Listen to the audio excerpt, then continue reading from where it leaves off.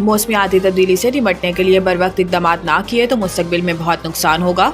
Azerbaijan के दारुल हुकूमत Baku में COP29 समिट सरबराही इजलास से खिताब करते हुए वज़ीर आज़म शहबाज शरीफ का कहना था कि सैलाब के बाइस पाकिस्तान में स्कूलों, घरों और फसलों को शदीद नुकसान पहुंचा। सैलाब से पाकिस्तान को $30 अरब का नुकसान हुआ। वज़ीर आज़म शहबाज शरीफ का कहना था कि दुनिया ने मौसमियाती तब्दीली से होने वाले नुकसानात पर पाकिस्तान की इमदाद के वादे किए।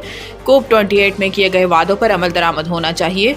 इनका कहना था कि हम नहीं चाहते कि पाकिस्तान की तरह दीगर ममालिक भी तबाहकुन सैलाब जैसी सूरत हाल का सामना करें। पाकिस्तान मौसमियाती तब्दीली से निपटने के लिए भरपूर इकदाम कर रहा है।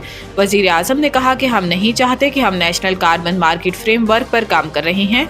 दुनिया को पाकिस्तान जैसे तरक्की पजीर मुल्कों की मदद करना होगी। पाकिस्तान मुतबादिल तवानाई के ज़राए में सरमायाकारी का ख्वाह है। IMF हुकाम का बेनज़ीर इनकम सपोर्ट प्रोग्राम की कारकर्दगी पर इत्मीनान का इज़हार। IMF वफ़द हुकूमती इदारों से मुज़ाकरात के लिए इस्लामाबाद में मौजूद है, जहां आज वफ़द को बेनज़ीर इनकम सपोर्ट प्रोग्राम के हवाले से ब्रीफिंग दी गई। ज़राए का बताना है कि बेनज़ीर इनकम सपोर्ट प्रोग्राम हुकाम ने IMF वफ़द को रवां माली साल के पहले 4 माह में BISP की कारकर्दगी के बारे में आगाह किया। ज़राए के मुताबिक वफ़द को मुस्तहकीन को पहले 4 माह में इमदाद की फराहमी और माली मुश्किलात के बारे में बताया गया, जिस पर IMF हुकाम ने BISP की कारकर्दगी पर इत्मीनान का इजहार किया। इमरान मारो या मर जाओ एहतजाज के ख्वाह हैं। सीनियर पार्टी रहनुमाओं का मुनासिब इंतजामात के बगैर नुकसान का इंतबाह। पार्टी के बेशतर सीनियर रहनुमा जो अरकान पार्लियामेंट हैं या फिर KP हुकूमत का हिस्सा हैं, भरपूर एहतजाज के हामी नहीं। हत्ता के शोला ब्याह रहनुमाओं को भी डर है कि भरपूर एहतजाज कारगर साबित नहीं होगा, जिससे पार्टी और इसके मकसद को नुकसान होगा। PTI के तकरीबन तमाम सरकर्दा अरकान सूबाई असम्बली इन लोगों में शामिल हैं जो डू और डाई एहतजाज के मुखालिफ हैं और इन्हें यकीन है कि इससे इमरान खान की रिहाई में मदद मिलेगी और ना ही पार्टी को फायदा होगा। इसके बरक्स इन अरकान ने खबरदार किया कि इस इकदाम से पार्टी के लिए मजीद मसाइल पैदा होंगे। कहा जाता है कि अव्वल तो हुकूमत ऐसे एहतजाज की इजाजत नहीं देगी और एहतजाज का मुकाबला रियासती ताकत से दे सकती है, जैसा कि माजी में होता रहा है।